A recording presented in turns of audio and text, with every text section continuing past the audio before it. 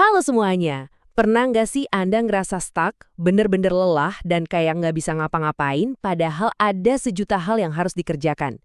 Nah, selamat datang di sesi bedah materi kita. Hari ini, kita bakal bertindak layaknya detektif medis untuk memecahkan sebuah misteri yang mungkin sangat dekat dengan kehidupan sehari-hari kita. Jujur deh, saat lagi nggak produktif, seberapa sering Anda nyalahin diri sendiri dan mikir, duh kok saya males banget sih? Tapi tunggu dulu, gimana kalau kelelahan luar biasa yang Anda rasain itu sebenarnya bukan karena Anda punya kelemahan karakter? Gimana kalau secara biologis, mesin di dalam tubuh Anda itu benar-benar lagi rusak alias error? Menarik kan? Mari kita selidiki lebih dalam. Ini adalah peta jalan klinis kita hari ini. Kita bakal ngebahas 5 hal. Pertama, mitos seputar rasa malas. Kedua, disfungsi eksekutif. Ketiga, burnout dan poros HPA. Keempat, 3 tahap kegagalan adaptasi. Dan kelima, gimana cara membedakan dan memulihkannya. Yuk langsung aja kita mulai. Bagian pertama, mitos seputar rasa malas. Waktunya kita membongkar stigma soal kelelahan. Mari kita luruskan dulu bedanya kemalasan dengan kondisi klinis. Kemalasan biasa itu sebenarnya murni pilihan sadar. Ibaratnya kapasitas fisik Anda masih utuh, energi masih full, tapi Anda ya emang lebih milih buat rebahan aja. Ini cuma soal preferensi santai. Di sisi lain, kita punya disfungsi eksekutif. Ini tuh hambatan yang sifatnya non-sukarela. Anda sama sekali nggak memilihnya. Kapasitas fisik dan mental Anda benar-benar terganggu, jadi meskipun Anda pengen banget gerak, Anda tetap nggak bisa. Saya suka banget sama analogi ini. Ini bener-bener brilian. Bayangin menghukum diri sendiri dengan dalih kurang disiplin saat tubuh Anda bener-bener kehabisan energi, itu persis kayak orang kena infeksi paru-paru parah, tapi malah marah-marah sama batuknya dan cuma makan permen pelega tenggorokan. Nggak masuk akal kan? Anda mungkin meredakan gejalanya sejenak, tapi Anda membiarkan kerusakan sistemiknya makin parah. Makanya, kita butuh diagnosis yang tepat. Lanjut ke bagian kedua. Disfungsi eksekutif atau kelumpuhan kognitif. Ini terjadi ketika otak menolak untuk memulai. Oke, jadi apa sih disfungsi eksekutif itu? Secara klinis, ini adalah gangguan fungsional di area korteks prefrontal otak kita. Area ini itu ibarat pusat manajemen pikiran Anda. Kalau sistem manajemen ini terganggu, Anda bakal ngalamin apa yang disebut kelumpuhan kognitif. Masalah utamanya di sini, otak Anda tuh sebenarnya pengen banget ngerjain tugas itu. Tapi ya gitu, perangkat lunaknya macet sehingga nggak bisa ngasih perintah buat ambil langkah pertama. Coba cek, Anda pernah ngerasain ini nggak? Pengen banget balas chat penting atau sekedar nyuci baju, tapi tubuh Anda diem aja kayak dipaku. Terus berujung rasa bersalah dan super frustrasi. Keputusan yang luar biasa sepele aja rasanya melumpuhkan banget. Kalau iya, dengar baik-baik.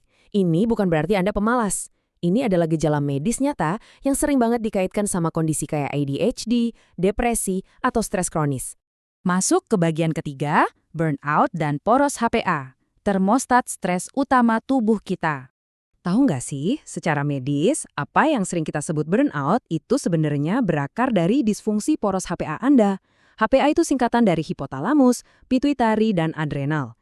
Buat gampangnya, anggap aja ini sebagai termostat stres sentral di dalam tubuh Anda ya. Ini tuh sistem komunikasi jalur cepat antara otak dan kelenjar adrenal buat ngatur gimana Anda merespons tekanan. Proses kerjanya tuh luar biasa banget, ibarat rusa yang tiba-tiba ngelihat harimau. Langkah pertama, otak si rusa deteksi ancaman. Lalu hipotalamus kirim sinyal. Langkah kedua, kelenjar pituitari bertindak jadi pembawa pesan, nyebaring sinyal darurat ini ke seluruh tubuh. Terus, langkah ketiga, kelenjar adrenal merespons dengan ngelepasin hormon adrenalin dan kortisol. Rusanya langsung lari kenceng nyelamatin diri. Nah, masalahnya, rusa kan cuma lari sebentar terus istirahat. Di dunia modern kita, harimau itu wujudnya berupa deadline, tagihan, dan tekanan pekerjaan yang ada setiap hari. Alarm tubuh kita jadi nyala terus-terusan tanpa henti. Bagian keempat, 3 tahap kegagalan adaptasi. Perjalanan menuju kelelahan total. Tentu aja, kerusakan poros HPA ini nggak terjadi dalam semalam. Ada lini masa penurunannya nih, dimulai dari fase alarm, di mana sistem Anda benar-benar hiperaktif ngerespons stres. Terus turun ke fase resistensi, tubuh mulai nyoba nyiimbangin diri. Dan kalau stresnya nggak berhenti juga, bam, Anda bakal jatuh bebas ke fase kelelahan yang merupakan burnout total. Jadi, gimana sih peringatan dini di tahap pertama? Fase ini sering disebut kondisi wired and tired, alias tegang tapi capek banget. Mesin adrenal Anda ibaratnya udah ngos-ngosan tapi terus aja nyemprotin adrenalin gak karuan. Anda jadi ngerasa cemas dan gelisah sepanjang hari. Tapi anehnya, pas malam tiba dan badan rasanya rontok, pikiran Anda malah balapan, bikin gak bisa tidur. Oh ya, gula darah Anda juga lagi kacau di fase ini. Makanya Anda bakal ngidem banget sama makanan yang asin atau manis. Nah, sekarang kontraskan hal tersebut sama tahap 3, yaitu fase kelelahan atau burnout sejati. Di titik ini, sistem tubuh Anda udah nyerah. Produksi hormon kortisol anjlok drastis, jadi kurva energi harian Anda benar-benar mendatar alias flatline. Anda kehabisan sumber daya sampai di tingkat sel. Termostat stres yang kita bahas tadi, di tahap ini udah sepenuhnya luring alias mati total. 5. Cara membedakan dan memulihkan. Mari kita bahas protokol intervensi klinisnya. Ini dia kunci terpenting dari eksplorasi kita. Membedakan semuanya biar nggak salah penanganan. Gini, kalau Anda cuma males, itu disengaja Anda ngerasa rileks dan kalau diajak ngelakuin hobi masih semangat banget. Tapi kalau itu disfungsi eksekutif, Anda bakal ngerasa sangat bersalah dan frustrasi karena otak kayak terkunci dan nggak bisa mulai. Beda lagi kalau Anda udah burn out. Anda bakal ngerasain kehampaan emosional, baterai fisik habis total, dan jangankan mikirin kerjaan, hobi kesukaan Anda pun rasanya jadi beban yang super berat. Lalu solusinya gimana dong? Yang jelas, memaksakan diri buat kerja lebih keras itu bukan jawaban. Buat ngebenerin hardware tubuh Anda, hal pertama adalah stabilkan dulu gula darah biar ritme HPA kembali normal. Terus, aktifin mode istirahat dan cerna pada sistem saraf parasimpatis Anda, misalnya dengan latihan pernafasan dalam. Dan buat ngelewatin kelumpuhan kognitif tadi, pecah kerjaan Anda jadi langkah-langkah yang luar biasa kecil. Terakhir, tentu aja, Anda wajib banget menetapkan batasan yang tegas sama sumber stres Anda. Kalau sekarang Anda ngerasa sedih dan mikir, aduh, ini gue banget, jangan khawatir. Coba lihat angka ini. Literatur medis mencatat kalau 9 dari 10 orang di dunia modern saat ini ngalamin disfungsi poros HPA di tingkat tertentu.